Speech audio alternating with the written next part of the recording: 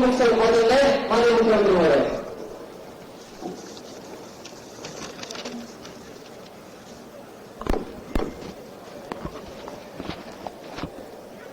बोलिए भारत माता की।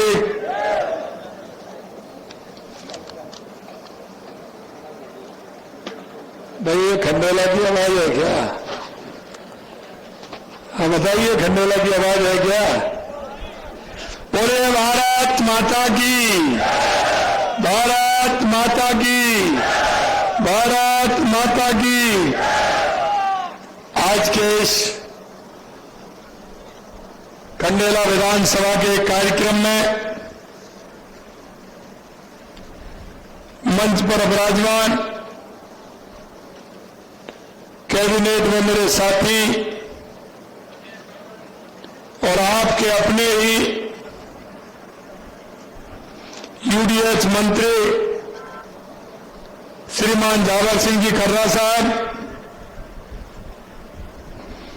मंच पर विराजमान आपके ही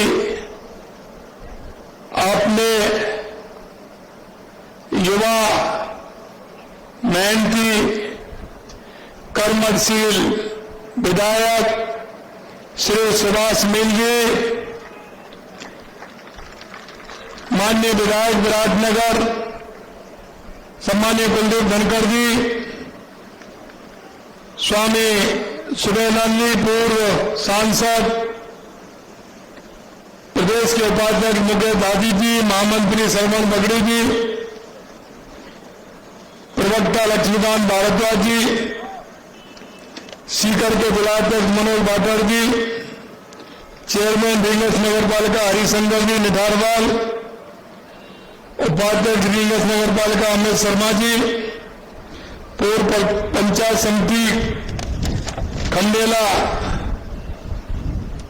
पूर्व प्रधान मूलचंद वर्मा जी, पूर्व चेयरमैन रींगस देवूराम कुमावत जी, श्री रिक्सपाल जी बाजिया साहब, श्री धर्म सिंह जी बिजानिया जी, रींगस भैरू जी मंदिर कमेटी के अध्यक्ष सुवालाल जी, मंच पर विराजमान सभी अतिथिगण और मेरे सामने बैठे मेरे पूजा योग बुजुर्गों, नौजवान दोस्तों और मेरी माता बहनों, मैं सबसे पहले तो आप सभी को वंदन करता हूं, अभिनंदन करता हूं, आप सभी को मैं नमन करता हूं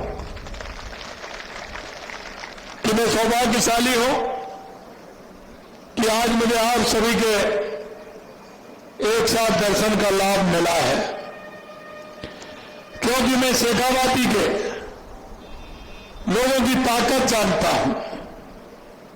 इनके अंदर जो ताकत है वो बहुत बड़ी ताकत है। यहां का किसान हो, जवान हो, यहां की हमारी माता बहनों हो, सबकी बहुत बड़ी ताकत है।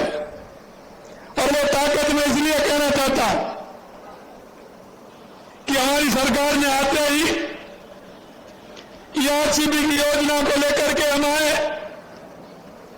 देश के यशस्वी प्रधानमंत्री नरेंद्र मोदी जी के नेतृत्व में, उसके बाद माननीय प्रधानमंत्री जी के नेतृत्व में हमने यमुना जल का समझौता किया। लेकिन इसी बीच में हरियाणा का चुनाव आ गया, हरियाणा का चुनाव आ गया। अपने अपने घोषणा पत्र आए, कांग्रेस ने भी अपने घोषणा पत्र में हरियाणा में कहा कि राजस्थान से जो यमुना समझौता हुआ है, अगर हमारी हरियाणा में कांग्रेस की सरकार आएगी तो हम उसको रद्द कर देंगे, रद्द कर देंगे। उनको पता नहीं था कि शेखावाटी के लोग कैसे हैं। वो मन के साफ हैं, मेहनत करते हैं, किसान हैं, और उनका बेटा सीमा पर चौकसी करता है, वहां का युवा जवान है। वो जो कहेंगे वो ही होगा। आपके हरियाणा में कांग्रेस क्यों आएगी? ये शेखावाटी के लोगों का वो भाव और अगर भावना है कि उनको पानी मिलेगा तो हरियाणा में भारतीय जनता पार्टी की सरकार आएगी।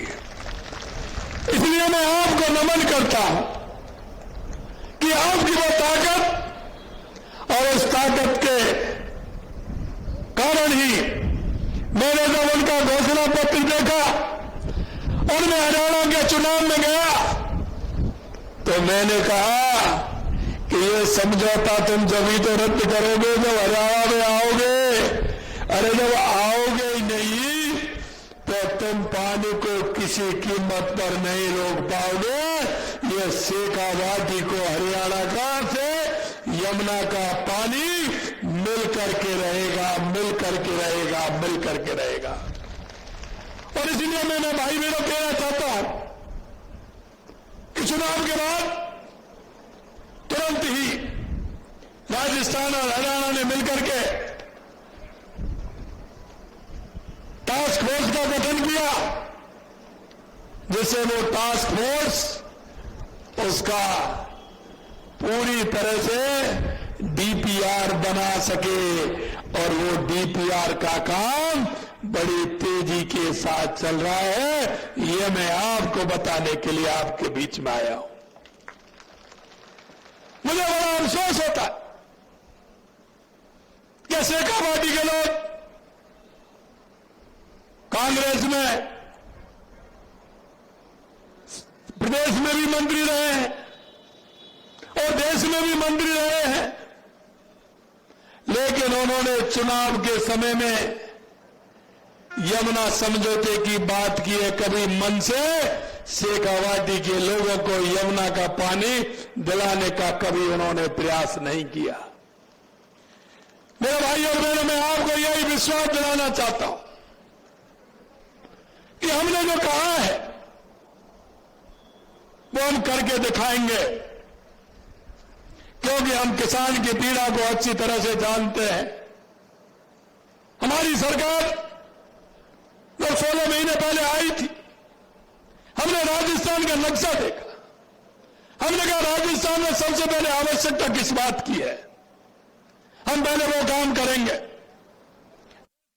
प्रधानमंत्री नरेंद्र मोदी जी के नेतृत्व में जब हमें लगा कि राजस्थान में आवश्यकता है पानी की, राजस्थान में आवश्यकता है बिजली की, राजस्थान में आवश्यकता है युवाओं के लिए रोजगार की, राजस्थान में आवश्यकता है मेरे किसान भाई की उन्नति की, तो हमने कहा कि हम पूरी तरह से काम करेंगे।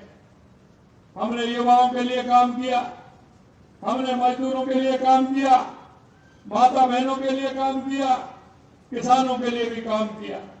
आप देख रहे हैं यमुना समझौता है, ईआरसीबी की हमारी योजना जो 17 जिलों में आने वाली है, उसका शिलान्यास आप सभी के सामने देश के यशस्वी प्रधानमंत्री नरेंद्र मोदी जी ने किया है। हमारी देवास स्कीम की जिससे उदयपुर, चित्तौड़, राजसमंद और भीलवाड़ा को पानी आता है, उसको बढ़ाने का हमने काम किया।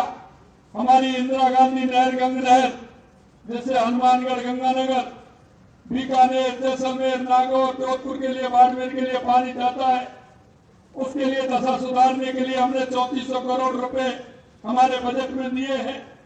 और यही नहीं, हमारी नर्मदा का पानी हमारे बाड़मेर और हमारे सांचौर और जालौर को मिले, इसके लिए भी हमने काम किया है।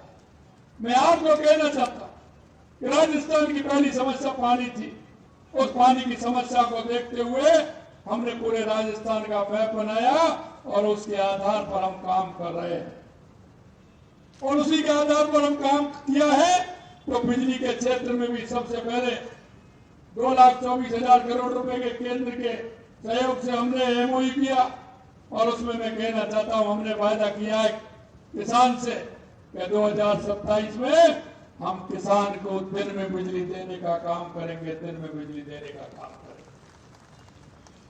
हम उद्योग को भी बिजली देंगे, हम उपभोक्ता को भी बिजली देंगे, हम किसान को भी बिजली देंगे। हमने कहा कि हमारे युवाओं का क्या होगा, हमने आपके सामने वायदा किया। मेरे भाई कह रहे थे सुभाष कि हमने पहले दिन ही एसआईटी गठित की और आपने देखा है अब तो धीरे धीरे वो संख्या लगभग 300 तक पहुंचने वाली है। किसने पेपर लीक किया, किसने क्या किया, डेली आप पढ़ते होंगे, डेली हमारी एसआईटी काम कर रही है। इन्होंने एक व्यक्ति को गिरफ्तार नहीं। क्या स्थिति बनी हुई थी, युवा के सपनों को चूर चूर किया। हमने कहा युवाओं को हम पहली साल में 1 लाख नौकरी देंगे। आपने देखा है 69,000 हमने नियुक्ति पत्र दे दिए। जुलाई तक हम 1 लाख पूरे कर देंगे, ये भी आपको विश्वास दिलाते हैं। मैं मेरे युवा भाई और बहनों से कहना चाहता हूं, खुले मन से पढ़ाई करिए। आइए, आपका हमने 1 साल का पूरा कैलेंडर निकाल दिया, 1.5 साल तक परीक्षाओं को निकाल दिया, 1,88,000 वैकेंसी हमने निकाल दी। आप देखिए कौन सा पेपर कब, कौन सी तारीख को लगेगा, विज्ञप्ति कब निकलेगी, पेपर कब लगेगा, परिणाम कब आएगा और नियुक्ति पत्र कब मिलेगा, ये भी कैलेंडर हमने पहली बार निकाल करके हमारे युवाओं को दिया है। हमें पता था, हमारे युवाओं के सपनों को चूर चूर कर दिया था। मन में, किसान के बेटे के मन में, उस किसान पिता के मन में यह बात आती थी जब वो उसको कोचिंग के लिए भेजता था, जब उसे पढ़ाने के लिए सेंटर पर भेजता था, वो पता नहीं कहां से पैसा लेकर के आता था। बेटे के मन में ये बात आती थी कि मेरे पिताजी कहां से पैसा लेकर के आए हैं, मैं पेपर में पास होकर के बताऊंगा और मैं पिता का सहयोगी बन के रहूंगा, मैं पिता के सहयोग करूंगा। और पिता के मन में भी विश्वास होता था कि मेरा बेटा मेहनत कर रहा है, नंबर लाएगा, नौकरी लगेगी तो मेरी इस किसानी में वो सहयोगी बनेगा। लेकिन कांग्रेस के लोगों ने पिता और पुत्र दोनों के सपनों को तोड़ के रख दिया। ये आपके सामने है। हमने आज कहा है कि हमारा युवा मेहनत करे, उसको पहले ही पता है कि ये पेपर कब होने वाला है, कौन सा पेपर देना चाहते हैं। मैं आपको यही विश्वास दिलाना चाहता हूं युवाओं से, जो हमने वादा किया है कि 5 साल में 4 लाख नौकरी देंगे। हम देश के यशस्वी प्रधानमंत्री नरेंद्र मोदी जी के नेतृत्व में जो हमारी पार्टी कहती है, हमारी सरकार जो कहती है, वो हम करते हैं। और इसीलिए मैं ध्यान दिलाना चाहता हूं, हमारा संकल्प पत्र जो चुनाव से पहले हम आपके बीच में आए थे, आपके बीच में हमने बात रखी थी, हम एक संकल्प पत्र की बात को हम पूरा करेंगे। अभी तक हमने 16 महीने में लगभग 55% हमारे संकल्प पत्र को पूरा किया है, 55% पूरा किया। एक बात और मैं आपसे कहना चाहता, क्योंकि सरकार आती है, बजट भी देती है, लेकिन मैं आपसे एक बात कहना चाहता हूं, जो पहला बजट आया था, हमने उस बजट के लिए 98% जमीन अलॉटमेंट कर दिए और 87% बजट अलॉट कर दिया। जो बजट हमने दिया उसका काम हमारा प्रारंभ हो गया है। मैं आपसे इतना ही कहना चाहता हूं, यहाँ के कुछ लोग हैं, कांग्रेस के लोग हैं, वो कभी किसी की बात करते हैं, कभी किसी की बात करते हैं। मेरे भाइयों, ये आप सभी जानते हैं, क्योंकि हम इस बात को देखते हैं, हमारा भाई वो होता है जो समय पर काम आता है, समय पर काम आता है। इसलिए मैं कहना चाहता हूं, वो लोग लगातार किस तरह की बातें करते हैं। क्या कभी शेखावाटी के लिए सोचा था? अरे निकलिए परिवार से बाहर, आम जनता के बीच में आइए, आम जनता के काम करिए। तो मानते हैं, अरे चिड़िया भी अपने बच्चों को दाना ला करके कहीं से चुगाती है। ये हम जब राजनीति में आते हैं, राजनीति का काम करते हैं, तो हमारे लिए सब बराबर होते हैं। हम जनता के बीच में जाकर के उनके दुख और सुख की सुनते हैं। अभी मैं 4 दिन पहले गंगानगर हनुमानगढ़ के दौरे पर गया था। मैंने वहां की नहर को देखा, वहां के खालों को देखा कि वह क्या स्थिति है। मेरे से वो किसान मिले, उन किसान भाइयों ने कहा कि 70 साल में कोई भी नहीं आया इन खालों के लिए, और इतना बड़ा बजट पहली बार 3400 करोड़ रुपए आपकी सरकार ने दिया है, और आप किसानों के दर्द को जानने के लिए आए। आज भी मैं आपके बीच में, क्योंकि कोई चुनाव नहीं है इसलिए मैं नहीं आया। मैं सिर्फ इसलिए आया हूं कि मेरी शेखावाटी, मेरे श्री माधोपुर, मेरे खंडेला के लोगों को क्या क्या परेशानी है मैं देखता हूं। आपके विधायक बहुत ही मेहनती है।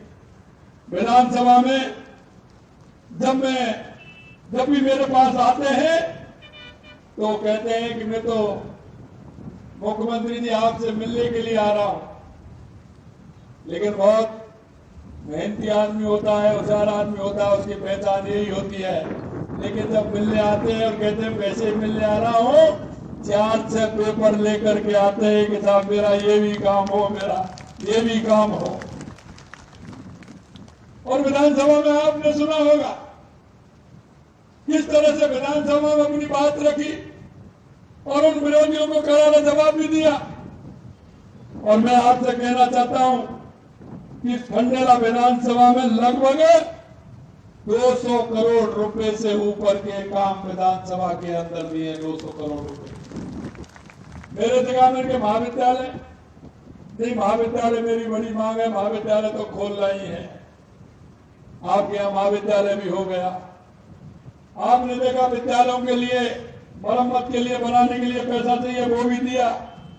रीगस में अतिरिक्त पुलिस अधीक्षक कार्यालय खोलने की कहा। 35 करोड़ रुपए की लागत से सामोता की ढाणी से आवावास भाया भैरा सुखपुरा गोकुल का वास सुरपुरा दुबा जानकीपुरा गोल्डी धोड़ी विजयपुरा इस सड़क का निर्माण आपके यहाँ हो रहा है। 50 करोड़ रुपए की लागत से अजीतगढ़ से रीगस तक भाया श्री माधोपुर 2 लेन सड़क एंड सोलर का निर्माण कराया जा रहा है। माणा बाबा धाम लाखड़ी सुंदर दास धाम आंवला का जीर्णोद्धार विकास कार्य कराए जा रहे हैं। 10 करोड़ रुपए की राशि से नॉन पेचेबल सड़कों का निर्माण, 10 लाख की राशि से जन सुनवाई केंद्र बनवाया जाएगा। 16 करोड़ 82 लाख की लागत से भोजपुर एचएच 37 से सोमू पुरोहितान एचएच सड़क निर्माण होगा। रीगस में महाविद्यालय मैंने कही दिया। सामुदायिक स्वास्थ्य केंद्र रीगस को उप जिला चिकित्सालय में क्रमोन्नत करने का काम किया। रामपुरा में 33 केवी सब स्टेशन निर्माण कराया जाएगा। खंडेला में बस स्टैंड संबंधी विकास कार्य होंगे।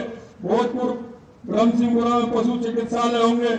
इस तरह के मेरे पास अभी कागज है, मैं आपको एक एक वाहन की मैंने दिखाई है। मैं आपसे इतना ही कहना चाहता हूं मेरे भाई और बहनों